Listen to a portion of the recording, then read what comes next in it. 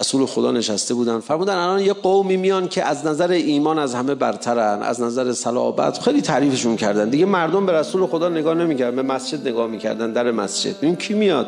بودن 3-4 تا پیرمرد از اهالی یمن آمدن. السلام علیک یا رسول الله. رسول خدا بلند شدن، تحویلشون گرفتن. مردم هم دلشون ضعف رفته، قش رفته برای اینا که اینا چه آدم خوبی بودن که رسول خدا اینا رو تعریف کرد. نشستن و سلام علیک به پایان رسید. یا رسول الله این همه راه ما اومدیم، یه سوال ازتون داریم. بله بفرمایید.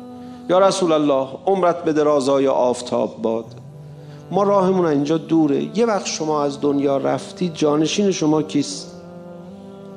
فرمود تحقیقات نمیخواد، الان جانشین من در میان مردم الان در صف نشسته است. مقابل این مردم عبور کنید ببینید دلتان گواهی میدهد کدام یک از اینان جانشین من است. اینا بلند شدن راه افتادن، اولی دومی سومی همجوری رد میکنن تا رسیدن جلوی علی ابن ابی طالب، جوانی در اصحاب رسول خدا. اینا پیرمردن. یه دفعه دیدن دلشون داغ شد، خواستن اعتنا نکنن. حالا یه چیزی شده دلمون، اومدن برن دیدن پاهاشون نمیکشه رد بشن. گفتن آقا اسم شما چیه؟ تا علی لب از لب باز کرد قلبشون از حرارت آتش گرفت.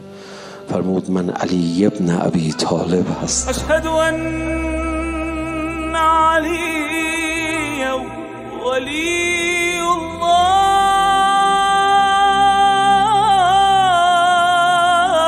برگشتن یه بقیه رو امتحان نکردن، گفتن یا رسول الله جانشین تو علی ابن ابی طالبه؟ رسول خدا فرمود بله، بشینید تعریف کنید چی شد. اونجا اینا گفتن تا مقابل آقا رسیدیم کمی قلبمون داغ شد، خواستیم اعتنا نکنیم دیدیم زانوهامون نمیکشه. بعد یه حرفی زدن، گفتن آقا تا شروع کرد با ما حرف زدن انگار پدر ما بود داشت با بچه هاش حرف میزد.